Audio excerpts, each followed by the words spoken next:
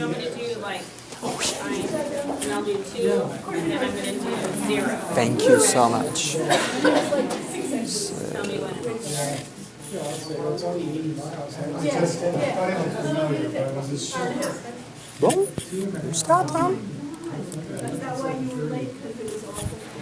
So, ladies and gentlemen, thank you very much for coming. Today we have a great panel. I'm the first presenter. My name is Nicolas Simon. I am an adjunct at Eastern Connecticut State University, and I'm also finishing my PhD at University of Connecticut in the Department of Sociology.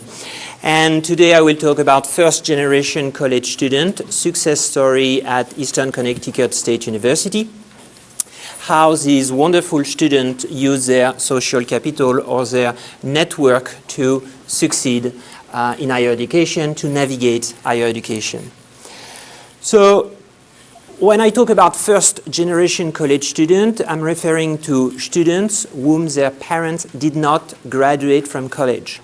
It's extremely important to define first-generation college students because in 1998, the Department of Education expressed that first-generation college students were between 43% to 66%. 43% students whom their parents didn't go to higher education, 66% students whom their parents did not graduate from college.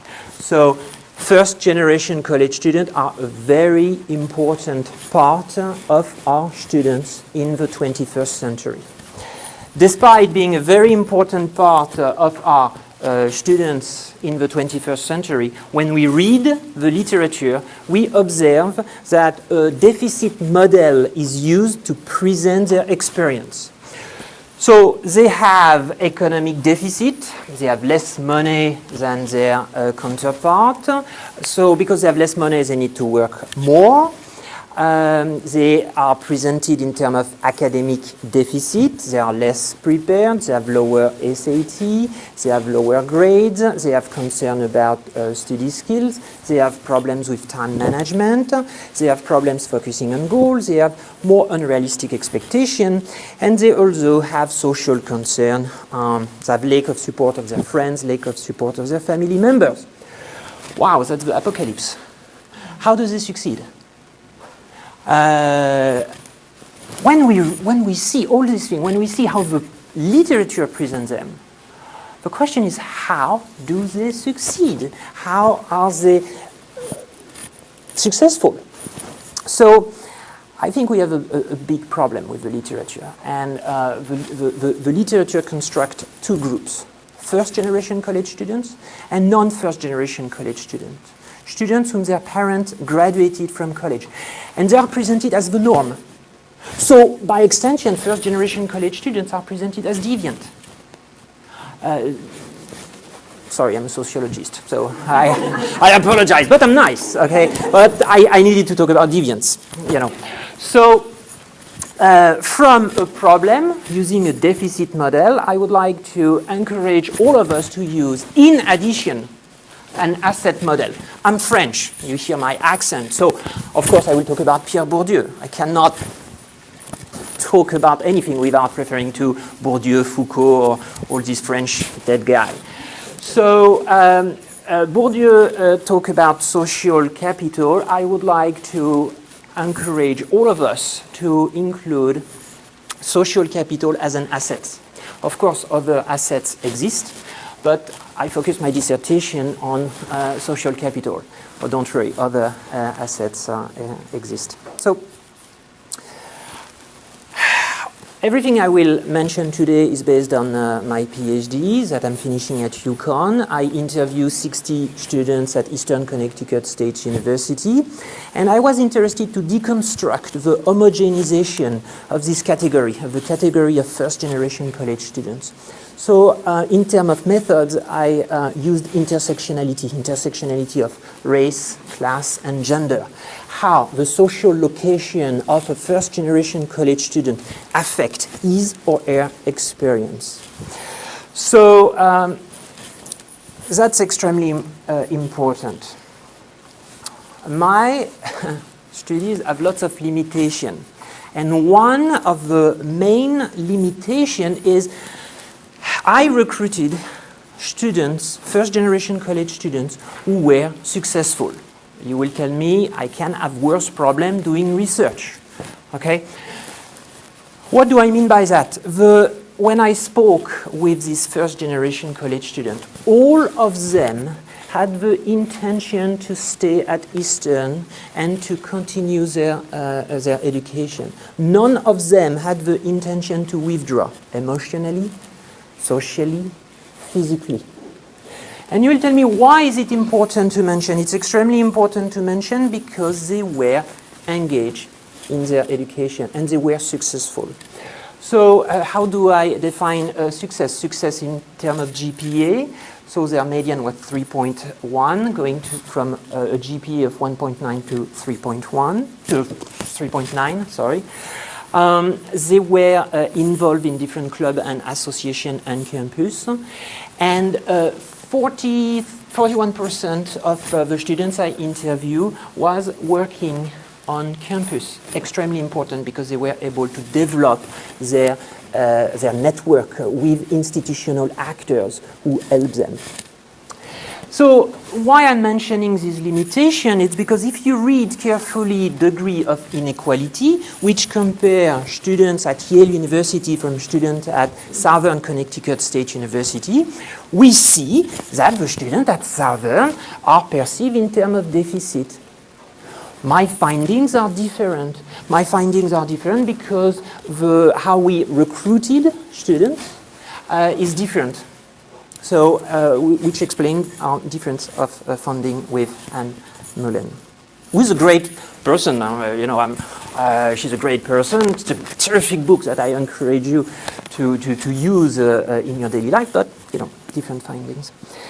So, what I would like to suggest is to include an asset model in addition of the deficit model, and to use social capital as an asset to succeed. So when I spoke with these first-generation college students, what kind of strategies did they develop to succeed at Eastern?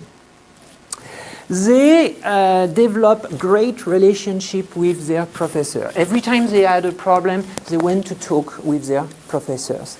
They visit their professor during office hours to develop a relationship, thinking of the future, thinking of letters of recommendation, thinking of referrals, thinking about how their professor will be able to support them during their career. They also asked questions about their discipline, and they asked professional questions. These wonderful students also mentioned they always try to look professional. Okay, so if today I'm wearing a nice suit, it's because of them. One day I met with them in blue jeans, and they said, "Mr. Simon, how do you dress? It's not professional." So I try to do an effort. They taught me a lot. They also develop a great relationship with their advisor, discussing long-term objectives to create a plan of study, talking about the different class they can take to succeed, and discuss any concern, develop a relationship to have someone who will advocate for them. These students were very smart, very savvy. They developed terrific strategy. They were brilliant. So when we talk about institutional actor, it's basically what we observe in the literature. The literature spent lots of time mentioning that all of us, institutional actor, we help first-generation college students. Something which had not been discussed by the literature is how friends and peers are extremely important, extremely helpful. And they develop two kinds of support. A direct kind of support, academic support, providing information about courses, about professors, about programs, support in terms of academic work, emotional support, helping during difficult time, social support, because I will love to tell you that all our students are working 20 hours a day. It's not the case. Sometimes they have fun. What's wrong with them? Seriously. When I had their age, it was not like that. We are working 20 hours a day. It's a joke. And they also have indirect support. They identify role models that they can follow. And that's extremely important. Lady Gaga is a great role model. No, that's another joke. I apologize. She is not. But having someone that you can relate, someone you can see, who is a role model is extremely important. And finally, they use their parents as emotional support. Their parents didn't graduate from college. But the thing is, these first-generation college students were able to talk with their parents. And that's extremely important, to be connected with families. Why? It's because in 1989, when the first work on first-generation college students appeared with London is an author, London was mentioning that first-generation college students had familial concerns. Their parents didn't want them to go to higher education. It's not the case. And since 2009, since an article published by Goffin, we realize that parents are extremely important. So I met with these great students who developed brilliant strategies to receive the help they need to succeed in higher education.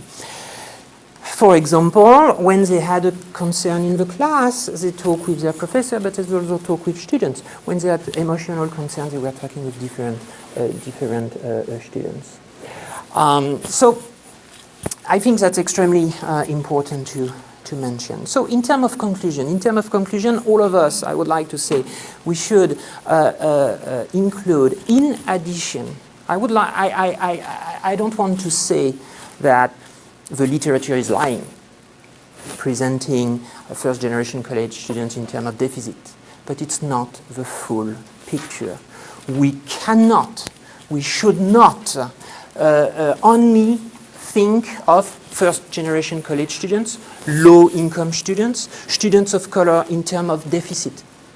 Another perspective exists. To have a full picture, we need to also include an asset model. Why? Because when we have this deficit model, in us educators, institutional actors, us who play a very important role in the life of these students, we are limiting their opportunity. Also, presenting a deficit model affect students. That's all the mismatch theory. So let's talk about the good too. I'm a sociologist, okay, I'm only supposed to talk about the bad things, but I also think that we should promote social capital, okay, because lots of people exist. We are helping first-generation college students, but their peers, their friends, their family members also help them, and it's what I'm advocating for. So now I will let Raquel talk about a first-generation college student. Raquel is a wonderful student at Eastern Connecticut State University. It's a pleasure and an honor to have her working with me doing an independent studies about first-generation college student Latina. My point of view is important, but her point of view as first-generation college student is more important. And she will illustrate in a brilliant way her experience. Yes? If we have time, yeah. But don't worry, I will spend all the time you want after. So if Raquel, it's...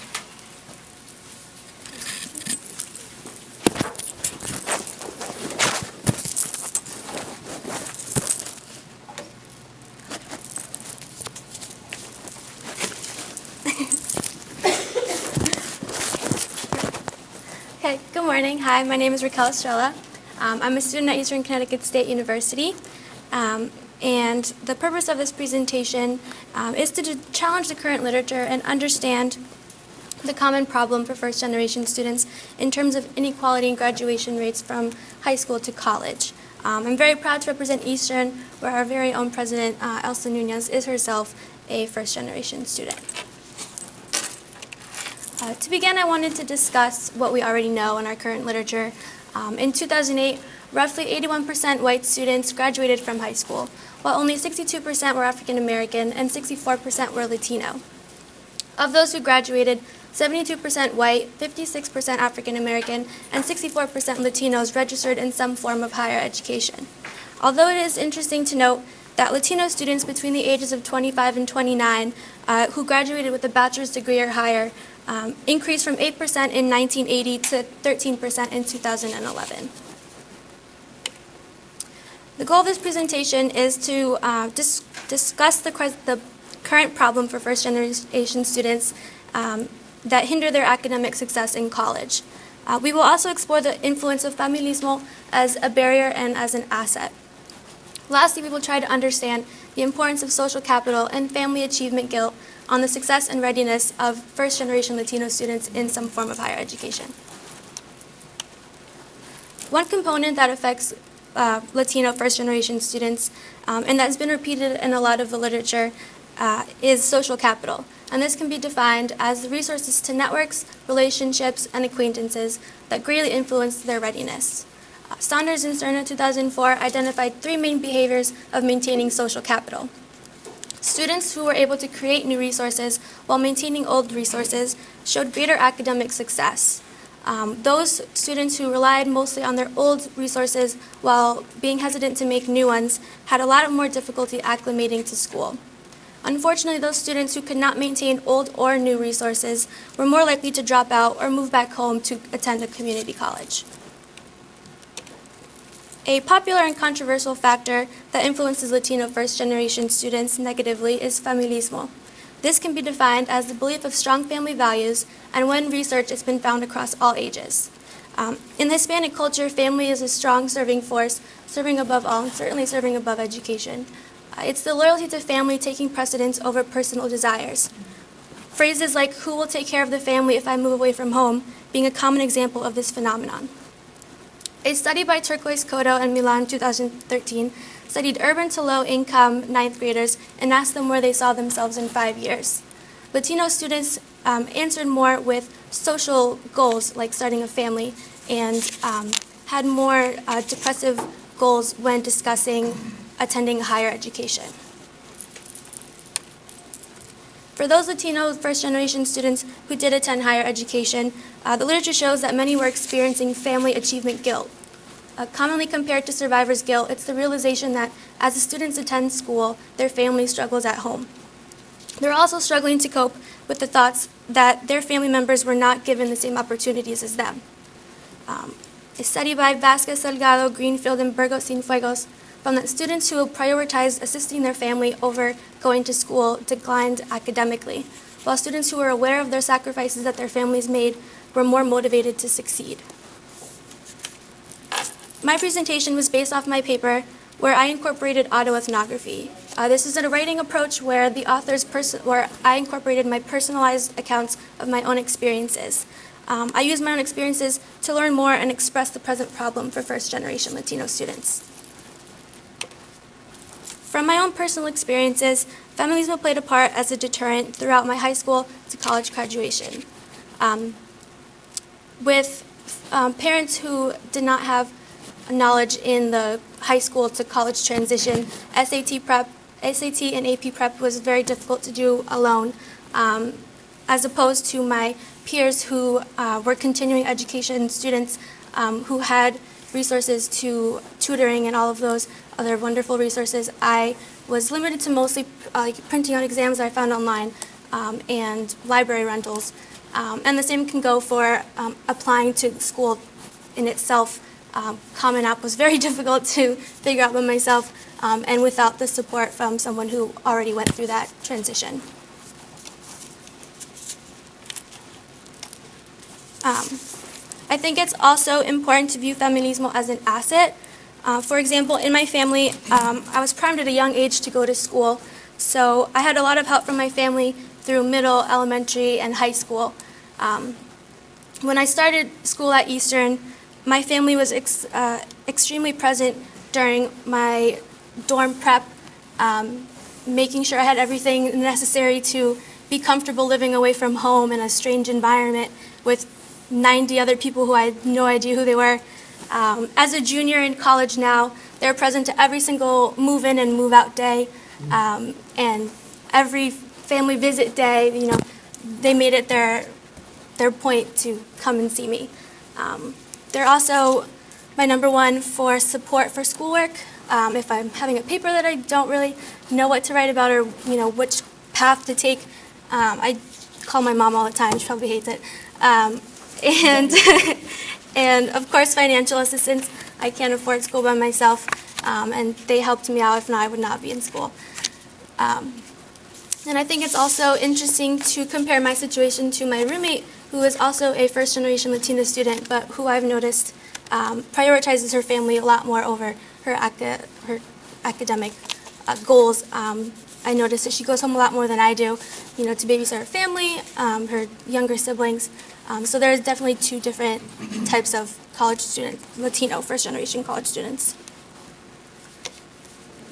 In conclusion, it's the barriers like social capital, the strong family values, and the family achievement guilt that can either be positive or negative for first-generation Latino students. But I believe it is up to us to challenge the current literature and make that transition a lot easier. Thank you. And then, like Simon said, if there's any other questions, we could do it afterwards, I guess. Thank you.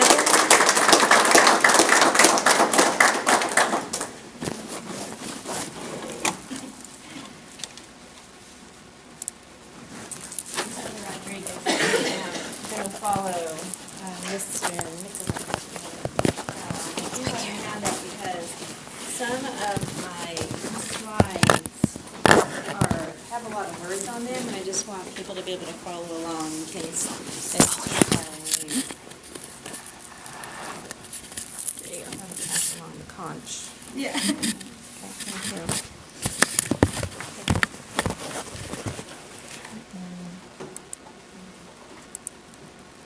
The theory slides didn't come out too well on there.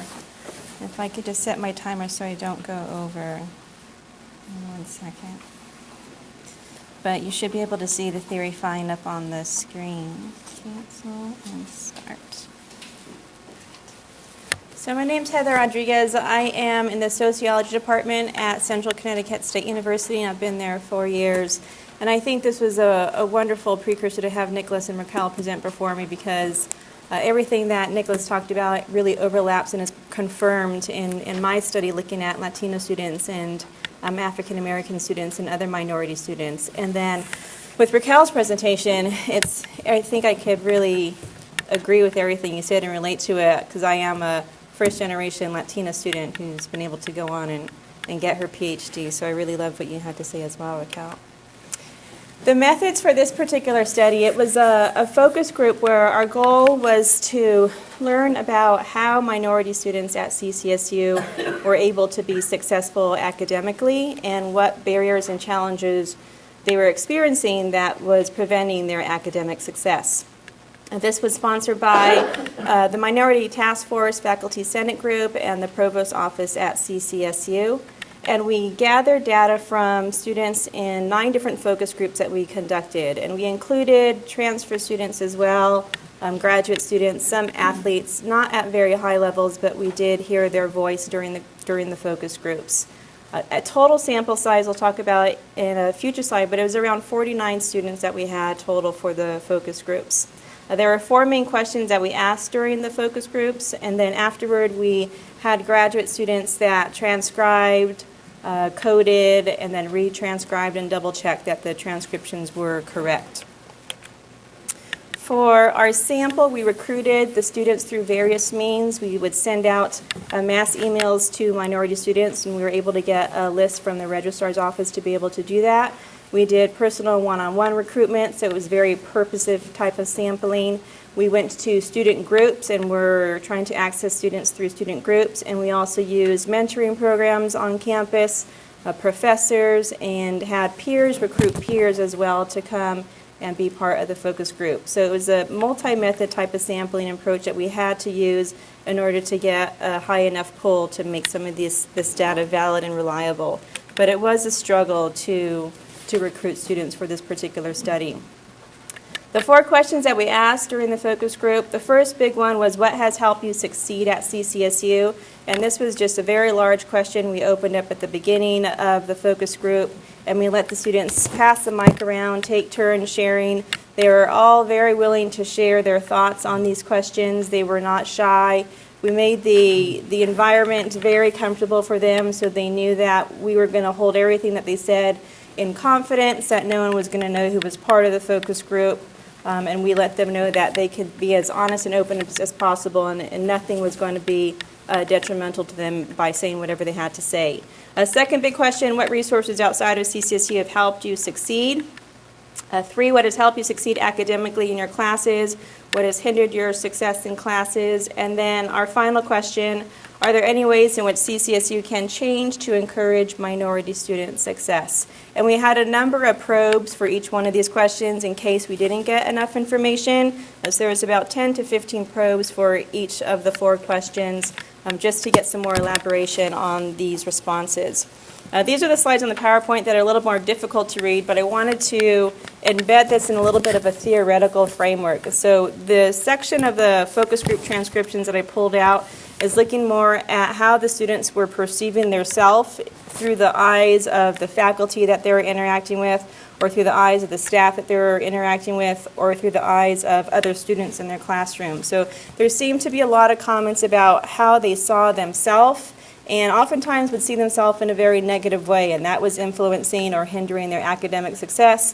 Their self-esteem would make them not want to do well, or would make them not want to go to class. So this particular theory, Mead's theory, I'm going to look at the very bottom, says impressions are entirely consistent with Mead's theory of reflected appraisals.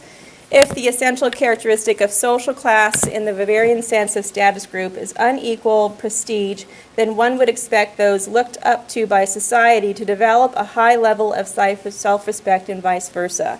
And when the students were putting themselves into a status group, they did oftentimes mention class. It wasn't just their race, it wasn't just skin color, but they also mentioned financial status as a status group that set them apart from other students in their classrooms. And the reflected appraisals is exactly that reflection that they're reading off of people that they're interacting with or who they're in classrooms with.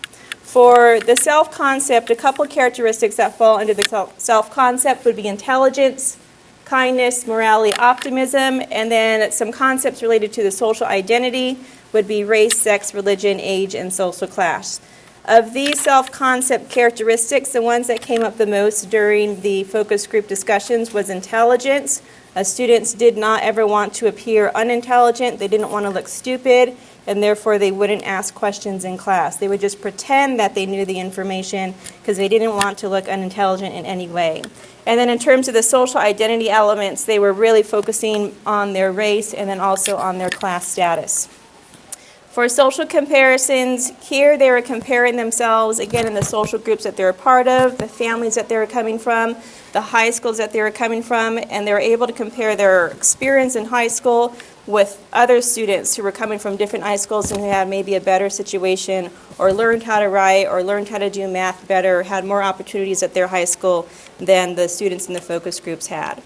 And then just another reiteration of the reflected self. Here it says, since the process of human communication obliges the individual to respond to himself from the standpoint of others, it is generally assumed that people come to see themselves as they believe others, particularly significant others, see them. And for the students, the faculty and the staff were significant others. They weren't family members, they weren't best friends, they weren't girlfriends or boyfriends, but they still saw the faculty and the staff as significant people in their life, and they were really concerned about how they were perceived through the eyes of the faculty and staff members.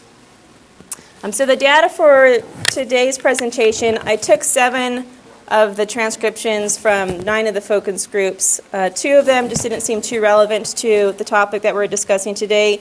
And then of those 7 transcriptions, there's about 118 comments about the self or about identity. The other comments were usually about class instruction, campus resources, faculty, and how they taught in the classroom. So I pulled out these ones just when they're talking about their individual self or their identity. And it worked out to be about 21 single-space pages. And I didn't want to exclude all of them, so I made handouts so you could see all the quotes that I could not put on the PowerPoint slides.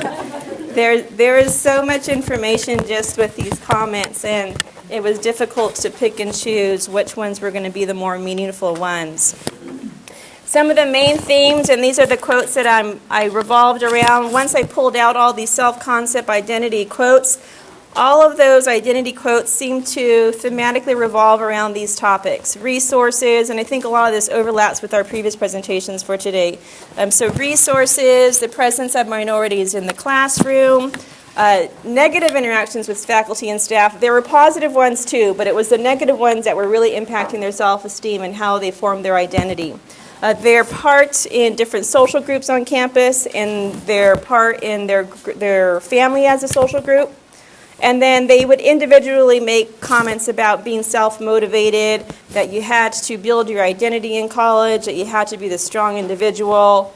And then in their suggestions, at that very last number 4 question, even in their suggestions, they were referring to the construction of their identity, and they needed their identity to be constructed in some type of a positive way. So a couple of quotes related to resources for minorities.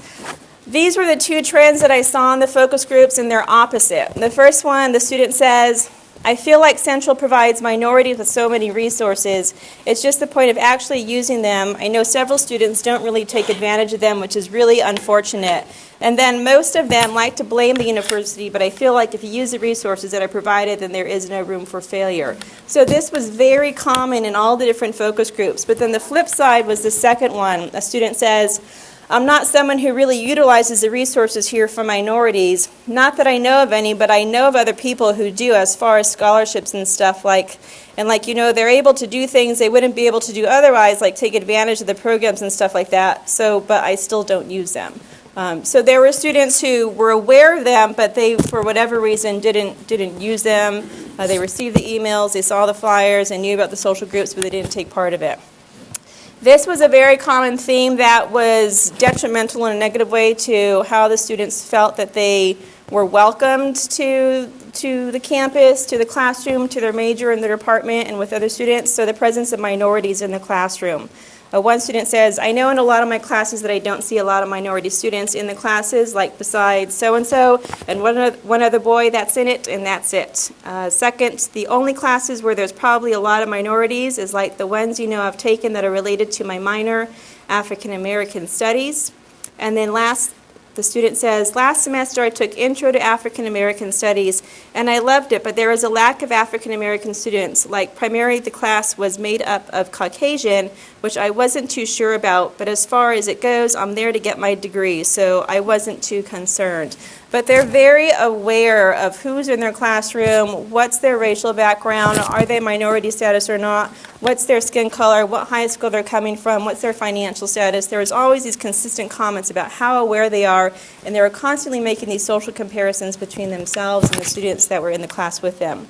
This was a couple examples, and I have 2 slides on it, but I'll just go through these first 2 quotes about negative interactions that the students had with either faculty or staff, and then during the focus group, they would explain how it made them feel like less of a person, or it really hindered them or challenged them and made them feel emotionally down about themselves as well.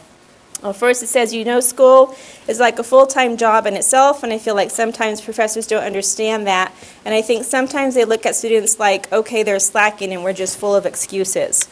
Second student says, what happens, I just completed it wrong, meaning the homework assignment. Like I told her I was going to do it again, and she made me cry because I got upset because she kind of just dismissing. And I just feel like, as professors, even though she has an opinion, about what she thinks I gave her, she could probably conduct herself in a different way. And then they have 2 other examples, but I'm going to push forward to the next theme just to make sure that we don't run out of time. For group social support, there is 2 types of social support systems that the students were mentioning. One was grounded in the school system, the other one was grounded in their families. So again, this was really overlapping with what Nicolas and Raquel was saying. The first respondent says, I also have a family that's very education driven. On my dad's side of my family, everyone goes to school and does very well. Technically, I'm the slacker. Everyone speaks 5 languages and does all these amazing things. A lot of them have their own businesses, so I come from a very let's go get it family. So that's my support system that motivates me because my family is really successful. Another student says, well, I would say the same. My support system is my family because growing up, they were always there. My mom motivated me, and she just always taught me to try my hardest and be as successful as I can be. So I would say that's, I believe, my main core support system. And this came up, I think, with every student and every focus group, was the role that their family played in supporting them. A couple more examples of support system, and this is grounded in the university environment. First student says, when I first came in, I got a lot of support from the Latino community, and I think it's one of the reasons that I've made it so far. And then ever since then, also just friends, just knowing that we're striving for the same goal, same major, and so I think that's also been a big component. And then the second student says, I did the University Success Program this summer, the Africana one, and it was really like a family, so we could connect with each other and learn from each other, and it really helped me, and it taught me study skills. That one's a bit longer, but I think I have 2 minutes, so let's keep going forward. Looking at self-motivation, self, and identity, these ones are a little bit more brief, and there was a lot of just one-sentence types of comments the students are making about their self, their identity. So this one says, and just besides that, just me being just me, pushing myself as well has gotten me this far. Second one says, I would say that you also have to support yourself sometimes. So a lot of students were saying it's up to you. You have to know who you are, you have to know your identity, and you have to be strong as an individual. And last, the individual says, I'm driven for myself, so like so-and-so was saying, having that motivation for yourself is really great. This one's a little bit longer, but the person's saying that you have to be the one to go out and get it and look for the opportunities on campus. It's not going to be handed to you. And that was a big theme throughout the focus groups as well. In terms of their suggestions about what CCSU can do to improve the campus climate and to help minority student success, one student says, yeah, I feel like there should be positive cultural topics. I don't know, of course that makes you happy to be yourself, because it's so easy to be sad all the time, like I was in slavery, I was bounded for years, Latinos are they're just in the sweatshops and a lot of stuff like that, and it's all you hear about, nothing good. And very similar, so this came up a lot in the focus groups. And also just another topic that should be done is just self-acceptance and teach that. It's mostly about the negative things we know through the media. So there was a few students that said that they're trying to constantly create this identity that goes against the negative images that they see in the media, and they want to have discussions about that. How do they not fall into what the media is telling them they're supposed to be and how they're supposed to look like? One last one at the bottom here. A way to help the students at Central Connecticut State University Black community is by reaching out to these past African Americans that graduated and come back, because again, from my personal experience, that was the most powerful thing for me to see, someone that looked like me. So that reiterates the challenges that students were experiencing when there were people in the classroom that did not look like that particular student, and they wanted to see someone who is successful that looks like they look. And then one last one. This was one of the sweeter comments from a very last focus group. The focus group itself was apparently a benefit and was something that helped the students process their experience. So the student says, one last thing I want to say is it's definitely nice to have everybody at this table and to get everybody's viewpoints. What I see is that everybody in this room is pretty much about to do great things. Although you may not have had it, you're going to be there for somebody. I just like you, I got this. And everyone was laughing and felt very supported because they ended up just having conversations with each other during the focus group. We just kind of let it go, and they were taking the lead on everything. These quotes reiterate the same thing, just that the student feels that they have to be there for each other. They realize this during the focus group, so the process of the focus group itself and having these discussions with each other made them realize that they also have to support each other. They can't depend on faculty or staff at the university for everything, but they have to really rely on each other as well for the support. So in conclusion, one of the main overarching themes that emerged was on the role that self-concept played on academic self-efficacy, or their belief and abilities to be successful. And in many cases, their self-concept, their identity, and the social comparisons that they were making between themselves and those around them in the classroom were influencing the way that they thought they could be successful throughout their college career, or if they thought that it was going to be something that was going to challenge them throughout their college career. Thank you.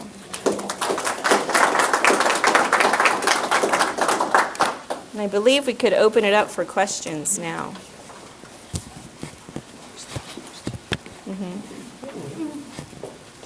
Do you have any questions for us? Well, a couple of my questions, I guess, all three of my questions are more towards first presentation on social capital. First, I wasn't quite clear how you were defining social capital. I understand that you were influenced by Trudeau, but I wasn't sure if you're using specifically his definition or you elaborated on it for yourself, but that's one. Secondly, how did you recruit the 60 students that participated in your study? And then thirdly, did you look at any type of correlations between social capital and other success factors, whether it was persistence, retention, GPA, scores in classes, maintaining or staying at the school, transition, or transfer? So yes, I used Bourdieu, but also Coleman and Putnam to create the definition. In terms of recruitment, I sent an email to every student at the university. I went to, I contacted every professor at the university asking them to advertise for this research.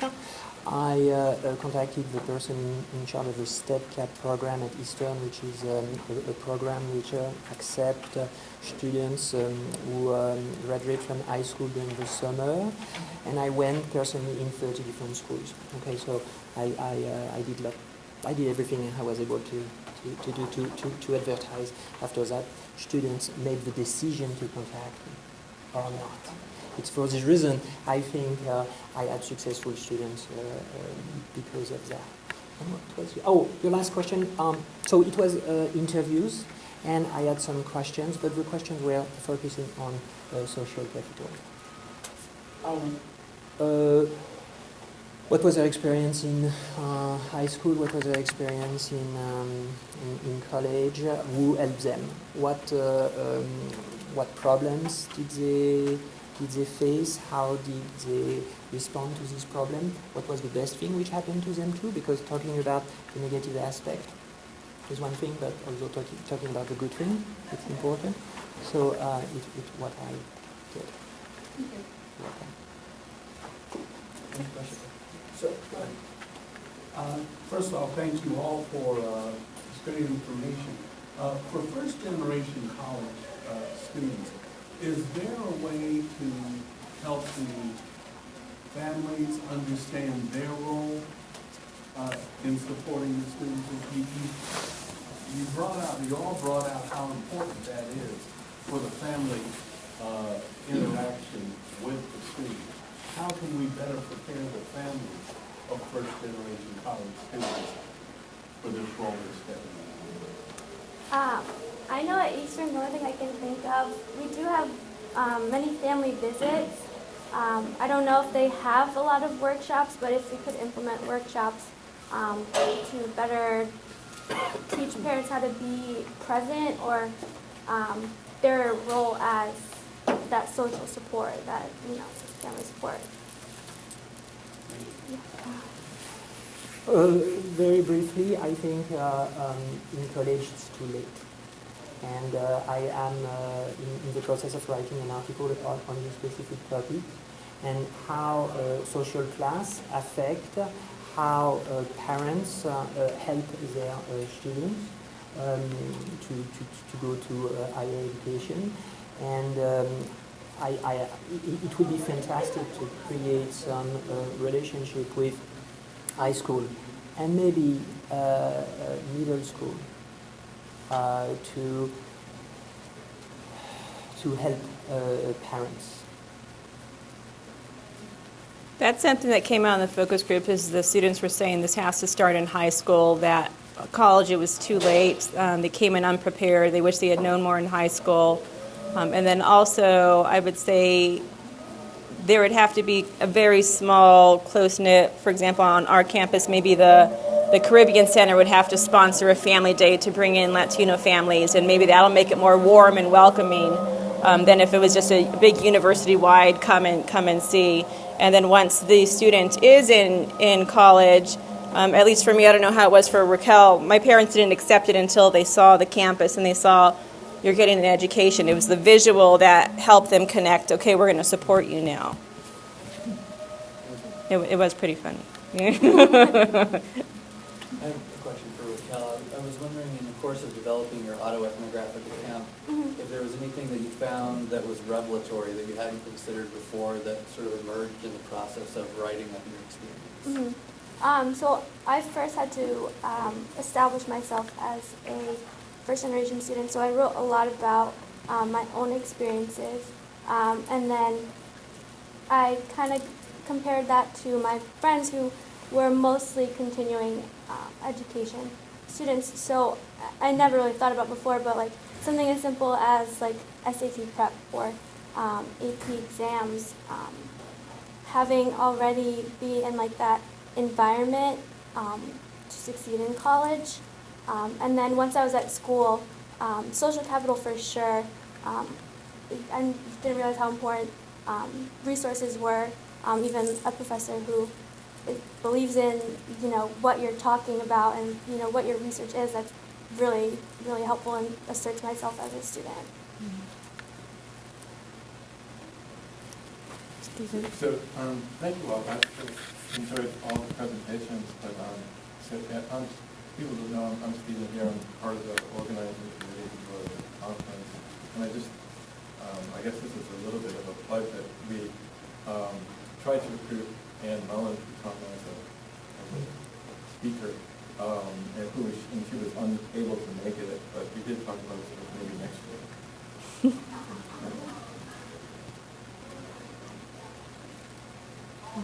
I'm interested in this sort of a larger, less academic question about the relationship of self and that concept of self-esteem. There's been a lot of discussion about unearned self-esteem among middle-class students and white students. And I'm wondering if that's, from your perception, is that something that is not, I'm going to ask this exactly, but is this not related to your experiences as minority students or first-generation students, do you think? I mean, there's been a couple of books about the sense of entitled students who come in and have self-worth that far exceeds their actual abilities. So you're talking now about students who come in and their perception is perhaps not as much as what they have. I'm curious about the interaction of those two things. I don't know if that is a coherent. Do you have anything on self-esteem in first generation?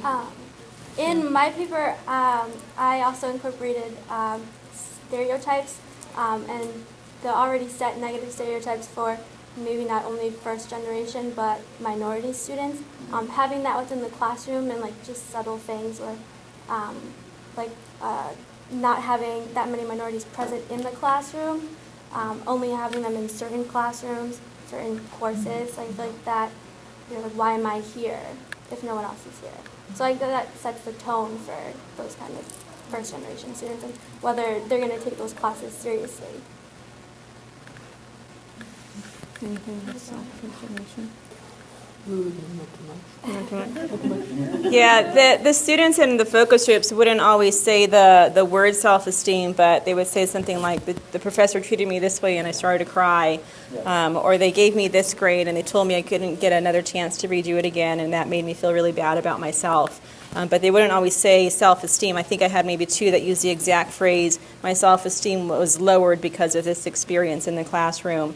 But then when they do recognize it, they did link it to how the lower self-esteem would then lead to poor performance. And it wasn't so much that they wanted to intentionally perform poor, that they were unintelligent. It's just that they couldn't overcome the emotion enough to focus now on being academically successful and doing the paper or going to office hours or doing the homework. They were more concerned and wrapped up about how they were feeling as a result of something negative that they had experienced.